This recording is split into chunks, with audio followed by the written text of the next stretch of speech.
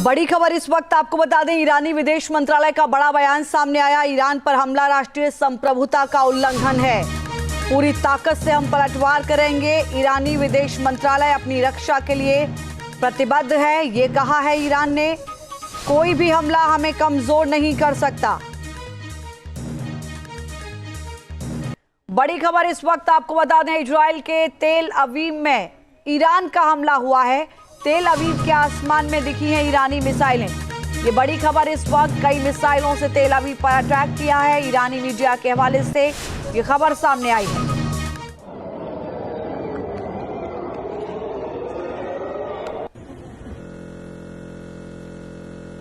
ये रात के अंधेरे में आप देख रहे हैं, एक साथ कई मिसाइलें दागी गई हैं तेल अवीव पर। धमाके की आवाजें सुनाई दी हैं और जंग के बीच ईरान का अमेरिका पर पलटवार सामने आया। इराक के इरबिल में अमेरिकी मिलिट्री बेस को निशाना बनाया गया है। यूएस मिलिट्री बेस पर हमले के बाद धमाका हुआ। ईरानी मीडिया के हवाले से ये बड़ी खबर सामने आई है। यूएस मिलिट्री बेस पर हमले की जानकारी दी गई है ईरानी मीडिया की ओर से।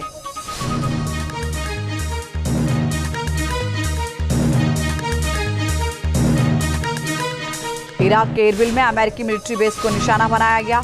इससे पहले भी इराक के इरबिल में मिलिट्री बेस को टारगेट कर चुका है ईरान।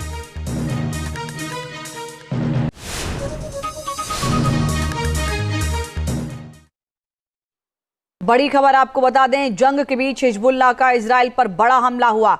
इजराइल में कई जगहों पर हिजबुल्लाह ने दागे हैं रॉकेट।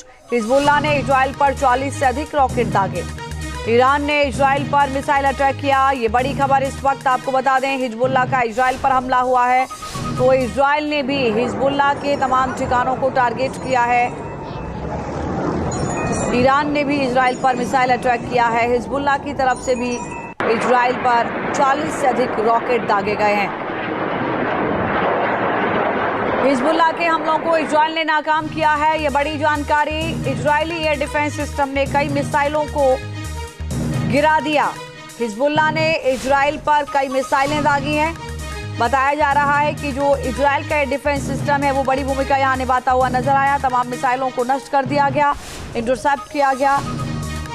इजराइल ने इन हमलों को नाकाम किया है। तस्वीर आप देखिए, बहुत मुश्किल होता है जब सैकड़ों की संख्या में मिसाइलें दागी जाती हैं, तो हर एक मिसाइल को इंटरसेप्ट करके चाहे कोई भी एयर डिफेंस सिस्टम हो, इसकी संभावनाएं 100% बहुत कम होती हैं कि सारी मिसाइलों को इंटरसेप्ट कर लिया जाए।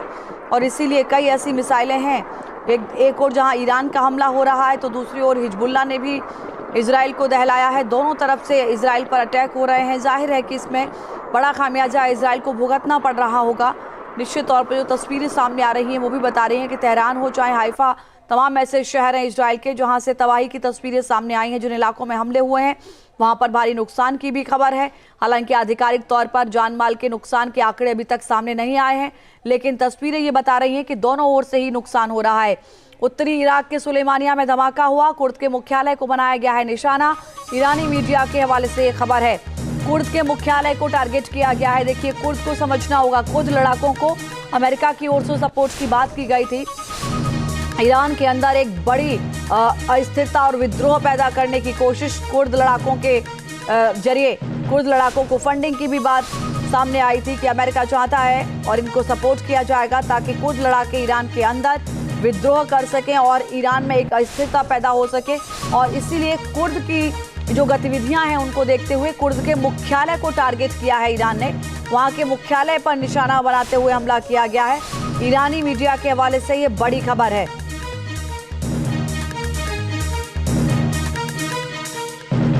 उत्तरी इराक के सुलेमानिया में ये धमाका हुआ है और ये धमाका कुर्द के मुख्यालय को निशाना बनाते हुए किया गया। वेस्ट बैंक के रामल्लाह में भी हमला हुआ है। बेतू में गिरा है रॉकेट का टुकड़ा। सीसीटीवी में कैद हुई हैं तस्वीरें। ये बड़ी जानकारी रूसी मीडिया के हवाले से ये खबर है।